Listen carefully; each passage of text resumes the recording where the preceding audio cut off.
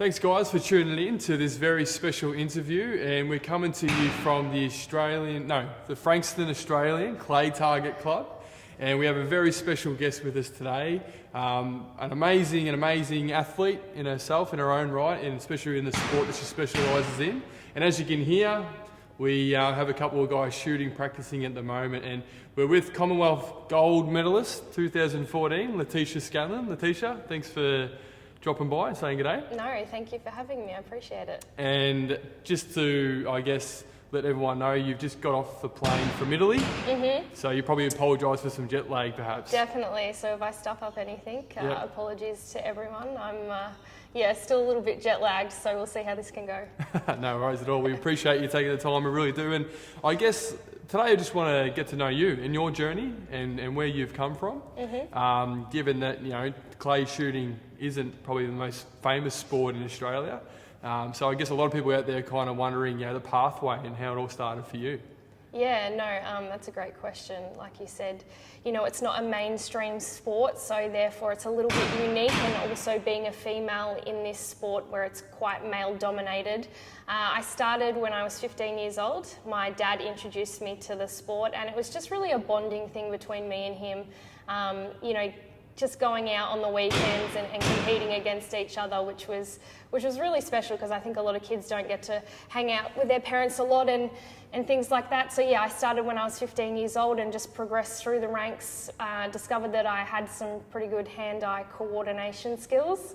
Pretty important. Yeah, it is, it helps. And then, like I said, progressed through the ranks, and I made my first Australian team in 2007, and my aim since that day was, to make the Olympics and compete at the highest pinnacle of sport competitions. I'm lucky enough to be going to Rio in a couple of months and competing there at my first Olympics. So it's quite exciting.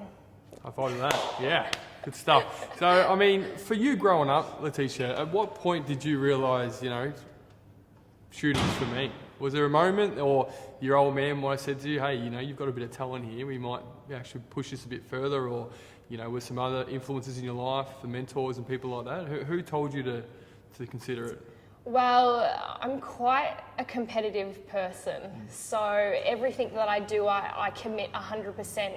And I really enjoyed shooting, and I think when you do something that you love so much, it becomes more than a passion, it becomes a part of you. So, doing that at the beginning and then realising, wow, this is a great sport, there's so many people to meet, it's all different ages, male, female, there's people that are 12 years old, and then there's people that are 80 years old. So you're competing against everyone, and I think that's what I love about the sport, it's the diversity in it and things like that. So I wouldn't say anyone pushed me to say, go to the Olympics. It was something that I decided to do, and after that, I had that support group, whether it be my coach, my mum or dad, my friends, and I think it's quite important to have that support team, whether it be in sport or anything that you love doing. You do need that team behind you, because, it does get tough, whatever you do, especially sport, you have your ups and downs and things like that, and, that team behind you really does push you in a positive way, and yeah. Yeah, definitely. Just on the support side of things, who would you say has probably had the biggest influence in your career, both from a professional, mentoring point of view? Who's been that rock for Laetisha Scanlan? I think my mum and dad are my two biggest fans, and I really couldn't have done without them. In terms of financial things, shooting isn't a cheap sport. They really did, the fundamental things at the beginning. My dad was my very first coach. I always joke that he has been sacked and re-employed the most out of any coach in Australia. I can imagine. So my mum and dad, they've always been there. I still live at home just because, I travel so much and things like that. So, they're going to be there at the Olympics, to look up in the stands and see those two little smiling faces is just going to be great. Yeah, it'll be all worth it. Yeah. So just winding back a little bit, looking at your school life, kind of growing up. Now, a lot of people watching this interview are between the ages, say 15 to 25, young adults, both male and female, and a few of them will be going through late secondary college stages. So what was that period like for you? Is that one that you're very grateful for? Did you have any bad experiences or anything like that? Yeah, no, I went to an all-girls school until year 11, and then I transferred to Haileybury for my last year. And I think that was a bit different because, boys got introduced into that factor at school, so it was a little bit harder to concentrate. But, unfortunately, probably with my schooling in the last couple of years, especially VCE, I didn't really, fully focus on that because I had, my shooting. And I think that's probably one thing that I do regret a little bit. That balance of sport and work and things like that really did get affected because I was just focusing 100% on my sport. In hindsight, obviously, I'm lucky that I've, got to achieve my goals in my sport. But I think my schooling did suffer a little bit. But in saying that, Haileybury was very, very supportive and understood that, people do have unique things that they have to kind of figure out and things like that. So at school I was very lucky, like I had a good group of friends, and a lot of people now, you can see a lot of bullying and things like that. So I was fortunate enough not to be in that position to be bullied or anything like that. I think people didn't want to bully me because I had a shotgun. True, I was about to say the same thing. And even if they did, now look out, right? Exactly, so it makes it a little bit easier for me, but yeah. No, and not joking around, but bullying is a very serious issue, and I think that, the social media and things like that isn't making it easier on anyone. We've got so many keyboard warriors damaging people's, self-esteem and things like that. So yeah, you do have to be careful with what you say to people, and, growing up in that secondary kind of schooling stage, a lot of people are very sensitive, and yeah, you have to be careful. Yeah, definitely. I mean, one of the questions I'll ask you now is kind of around the youth that you see today, and I'm fortunate enough I get to go around and speak to many different groups and schools and sporting clubs, and one of the things I say is that the reason we come back, is to talk about our experiences. So you spoke about year 12 VCE. Looking back now in hindsight, I'm the same. I wish I had given a little bit more, and we can come back and talk about these things because we've actually lived the experience. And for you now, when you look at young people, so young teenagers, besides social media, obviously it's a massive one, do you find that there are better or probably even more worse challenges compared to what it was for you when you were growing up?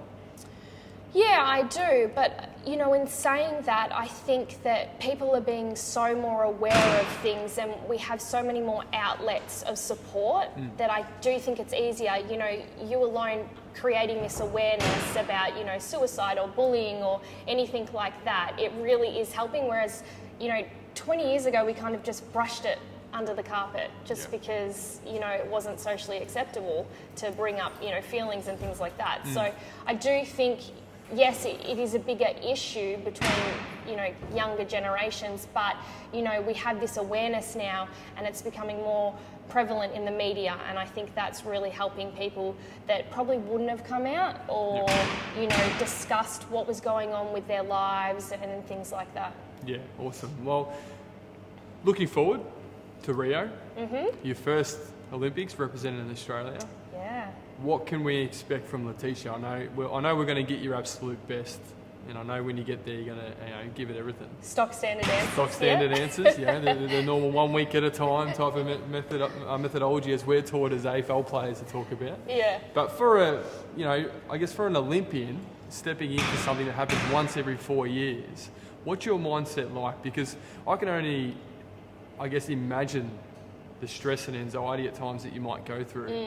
And how are you preparing yourself going to Rio? Yeah, it's crazy. Like, the emotions that I've experienced in the last 6 months have been so up and down. And, dealing with those emotions, I think, is probably the thing that you have to do the most. Like, ignoring them is just a nightmare. So I've spoken to a lot of sports psychologists, and I've asked a lot of my teammates that have already been to the Olympics just to get their opinion and their feelings of what they experienced, whether they're similar to mine or whether they're different. What are they telling you at the moment about that? They probably said, because obviously I've only been to a Commonwealth Games and Yeah. World Championships and things like that. They said it's completely different. Yeah, okay. They yeah. said it's kind of similar to the Commonwealth Games but times it by 100 because there's all countries there. The village is bigger. Yeah. The food hall is huge. You've got free McDonald's. Yeah, oh, amazing. Like, how am I going to stop myself from eating McDonald's? That's hard. That's going to be the biggest challenge. Yeah, exactly. Not your competitors, the fact that, Big Macs are available. Resisting the nuggets. Like, how do I do that? Yeah, true. No, and I think anxiety, in sport when at an elite level does kick in. So a few of the things that I've adopted over my years of experience, especially in the last year, is when I'm at a comp and I'm feeling like nervous, because with our competitions we have 3 rounds of 25 targets, and in between those rounds there's probably an hour and a half to a 2-hour break. So there's a lot of thinking between those rounds, and especially if you shoot well, you're thinking, oh, can I back this up, or things like that. So I've adopted adult colouring books. Yeah. I feel like that's really handy just to focus on colouring in, staying in between the lines, just basic things like that. I do a lot of visualisation before, the night before going out. I feel like that helps me calm down, and sticking to a routine. I can't, emphasise how much a routine helps you, because if you constantly do it the same, then you've got that just relief knowing that there's a comfort in knowing what you're doing, if that makes sense. And how have I just don't know. I don't know how I'm going to go at the Olympics. I hope I go well. I've done everything right for the last 4 years. Leading up to it. So fingers crossed. Yeah.